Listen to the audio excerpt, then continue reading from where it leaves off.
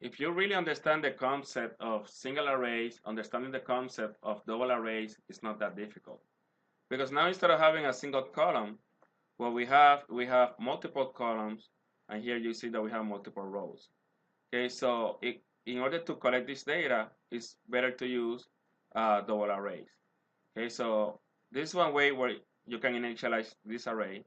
So notice here that instead of having a single bracket, we have double bracket. Okay, and here we have an initial curly bracket and a final bracket for my array, and then each row is defined by a beginning and an ending bracket, right? So here you can see the data for the first row, the data for the second row, so on and so forth, right? So here is one way where you can declare a double bracket. Okay, so here we have the declaration of the double bracket.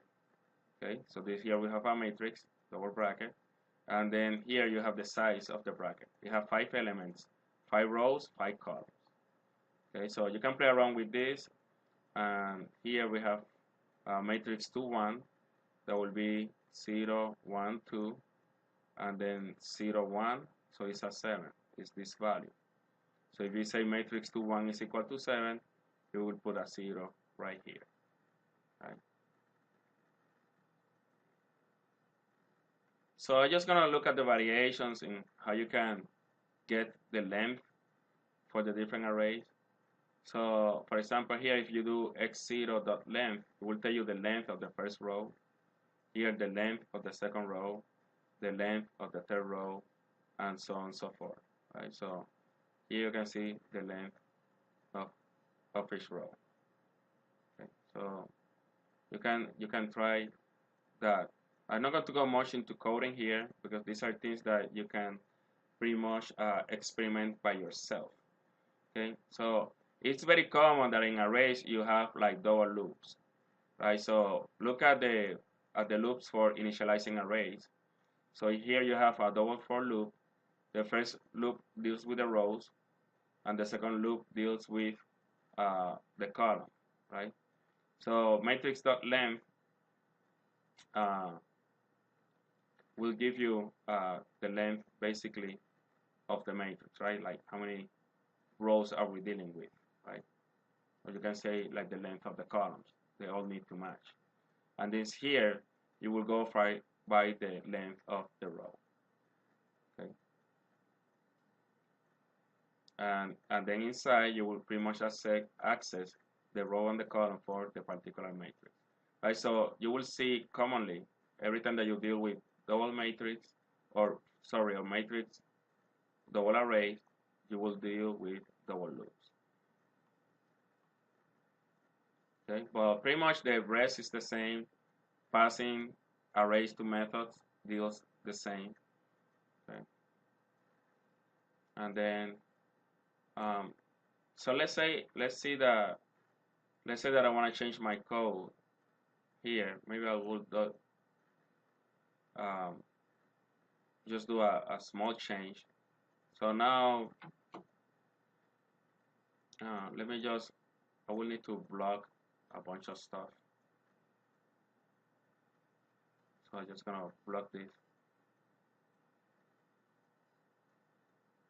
because things are gonna change now. So now let's say that now I take 5 or 2 different points or 2 different temperatures on the same day. All right, so I'm just gonna put here 2, right?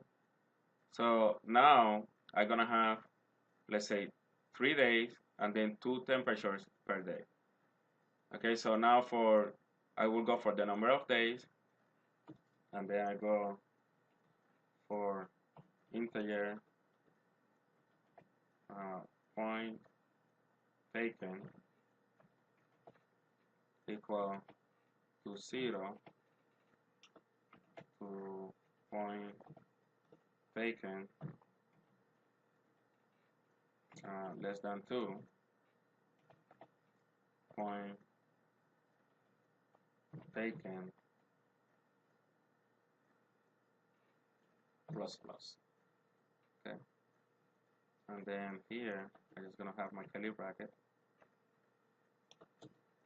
Okay, so now for each day, I'm gonna take multiple points. And then here, I'm just gonna start for my day, enter temperature for day, so on and so forth. And then here I will say, I'm just gonna prompt, enter point number, and then here I will go with point taken. Okay.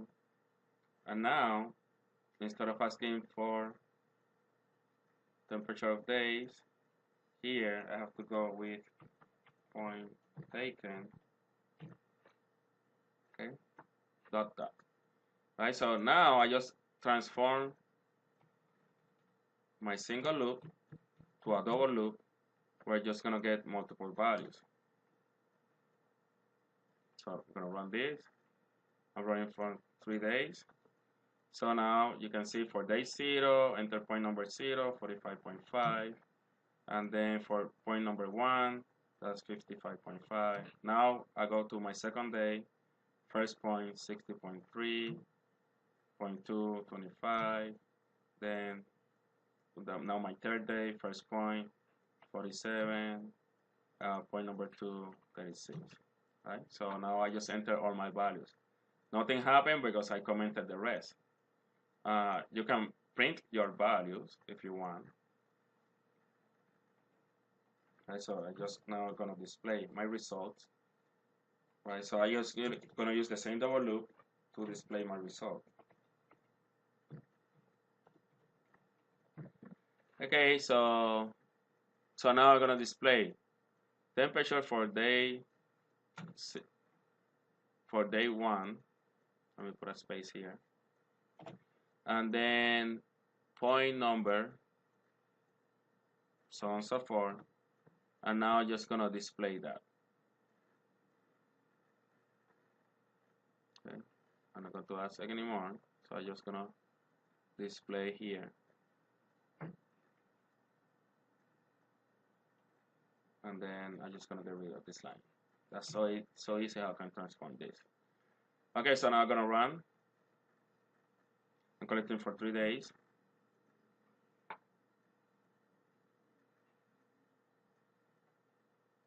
Actually, let me make a change here. I'm just gonna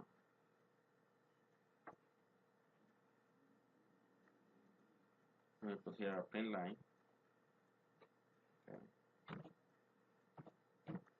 Okay. And then here I'm just gonna use the print command. And then here I'm just gonna add a space.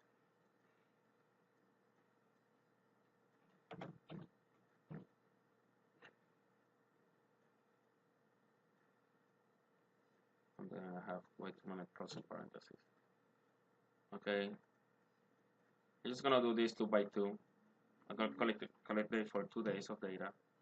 So first temperature 25.5, 36, 45.5, 62.